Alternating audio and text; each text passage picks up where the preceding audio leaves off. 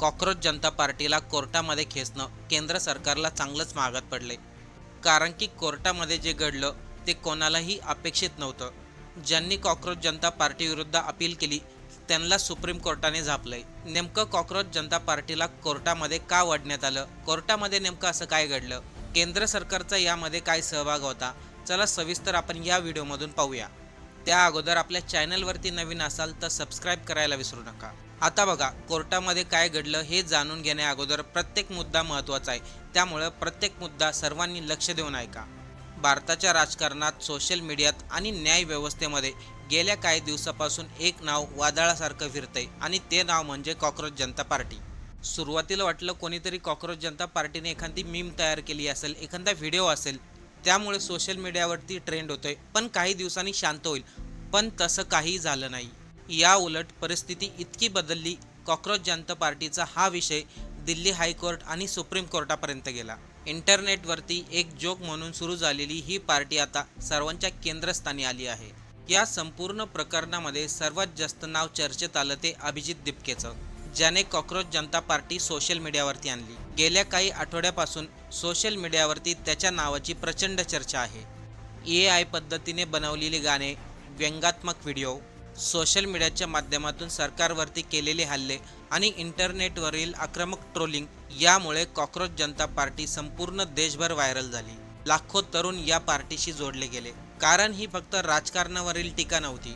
तरुणांचा राग, बेरोजगारी, पेपर लीक होणं, सरकारचा सोशल मीडियावरती असलेला नियंत्रण आणि सरकारवरती असलेला असंतोष हे सर्व डिजिटल स्वरूपामध्ये लोकांच्या समोर येऊ लागलं. सुरुवातीला तर काही लोकांनी खिल्ली उडवली, काही म्हणाले काही दिवस हा ट्रेंड चालेल आणि नंतर बंद पडेल. पण कॉक्रोच जनता पार्टीने जे काही व्हिडिओ, जे काही पोस्ट शेअर केल्या त्या पूर्ण ट्रेंड झाल्या, राजकीय पक्षापर्यंत गेल्या. तेव्हा सर्वांना समजलं कॉक्रोच जनता पार्टी हा फक्त एक ट्रेंड नाही आहे, तर तो बेरोजगार तरुणांचा आवाज आहे. पण अचानक परिस्थिती बदलली जेव्हा कॉक्रोच पार्टीला कोर्टामध्ये ओढण्यात आलं. पण त्या अगोदरही काही गोष्टी घडल्या, त्या समजून घ्या. कॉक्रोच पार्टीचं पहिलं एक्सवरील अकाउंट ब्लॉक करण्यात आलं. त्यानंतर सोशल मीडियावरती लगेच चर्चा सुरू झाली. सरकार घाबरलं म्हणून कॉक्रोच जनता पार्टीचं एक्सवरील अकाउंट ब्लॉक झालं. सरकारकडून असा दावा करण्यात आला, कॉक्रोच पार्टीचं अकाउंट देशाच्या सुरक्षा हिताने धोकादायक आहे. इंटेलिजंट ब्युरोकडून माहिती मिळाल्यानंतर प्रसार मंत्रालयाने अंतर्गत कारवाई केल्याचं सांगण्यात आलं आणि इथूनच सरकारवरती संशय आणखीन दाट होत गेला. कारण की प्रश्न असा होता, इंटरनेटवरील काही मीम्स आणि काही पोस्ट देशाच्या सुरक्षेसाठी धोकादायक कसं काय असू शकतात. तेव्हा अनेकांना वाटलं आता कॉक्रोच जनता पार्टीचं दी एंड होणार, इथंच त्यांचा खेळ संपणार. पण त्याच्या काही तासांनाच एक्सवरती नवीन अकाउंट उघडलं, कॉक्रोच इज बॅक. त्यानंतरच पुन्हा एकदा तरुणांमध्ये आनंद निर्माण झाला आणि नवीन पोस्ट व्हायरल झाल्या. एक अकाउंट बंद केलं तर दुसरं उघडू, पण शांत मात्र बसणार नाही. इथूनच पुढे कॉक्रोच जनता पार्टी हे फक्त सोशल मीडियावरचं अकाउंट राहिलं नाही, ते इंटरनेटवरील आंदोलन बनू लागलं. यानंतर देशातील तरुणांनी हा विषय आणखीनच जास्त लावून धरला. कारण की लोकांना संशय येऊ लागला, सरकारवरती टीका केली म्हणून अकाउंट बंद केलंय. पण या संपूर्ण प्रकरणामध्ये खरी घटना तेव्हा घडली जेव्हा कॉक्रोच जनता पार्टीच्या विरोधामध्ये सुप्रीम कोर्टामध्ये याचिका दाखल झाली. आता ही याचिका कोणी दाखल केली, का दाखल केली हे आपल्याला वेगळं सांगण्याची गरज नाही. कॉक्रोच जनता पार्टीबद्दल सुप्रीम कोर्टात याचिका दाखल होताच सोशल मीडियावरती खळबळ उडाली. कारण की हा विषय फक्त आता इंटरनेटपुरता मर्यादित राहिला नाही, हा विषय देशाच्या सर्वोच्च न्यायालयामध्ये गेलाय. त्या याचिकेमध्ये कॉक्रोच जनता पार्टीवरती गंभीर आरोप करण्यात आले. पण कोर्टामध्ये असं काही घडलं, ज्याने कोणी ही याचिका दाखल केली त्यांचे तोंड बंद झाली. त्या याचिकेमध्ये लिहिण्यात आलं होतं, कॉक्रोच जनता पार्टी सोशल मीडियावरती चुकीच्या पद्धतीने पोस्ट करत आहे. न्यायालयाच्या टिप्पणीचा चुकीचा वापर केला जातोय. म्हणजे थोडक्यात जे सर्वोच्च न्यायालयाचे जस्टिस सूर्यकांत म्हणाले होते, देशातील बेरोजगार तरुण झुरळ आहेत, कॉक्रोच आहेत, त्यांच्या बोलण्याचा चुकीचा अर्थ काढला जातोय, असं त्या याचिकेमध्ये लिहिण्यात आलं होतं. न्यायालयाची प्रतिमा खराब होत आहे, याच्यामध्ये CBIची मागणी देखील करण्यात आली आणि तात्काळ याच्यावरती सुनावणी पार पाडावी. विशेष म्हणजे कॉक्रोच जनता पार्टीचं नाव पहिल्यांदा चर्चेत आलं ते म्हणजे एका वरिष्ठ वकिलांच्या टिप्पणीमुळे. आणि आता त्याच सर्वोच्च न्यायालयामध्ये कॉक्रोच जनता पार्टीविरुद्ध कारवाई करण्याची मागणी होत आहे. जेव्हा ही याचिका कोर्टामध्ये गेली तेव्हा कोर्टातील सर्व वातावरण शांत होतं. अनेकांना वाटलं आज कॉक्रोच जनता पार्टीचा एंड होईल, सुप्रीम कोर्ट यावरती कठोर कारवाई घेईल. पण इथून पुढे जे घडलं त्याने सर्व थक्क झाले. या संपूर्ण प्रकरणावरती सुप्रीम कोर्ट म्हणालं, इतकं सेंटिमेंटल होऊ नका.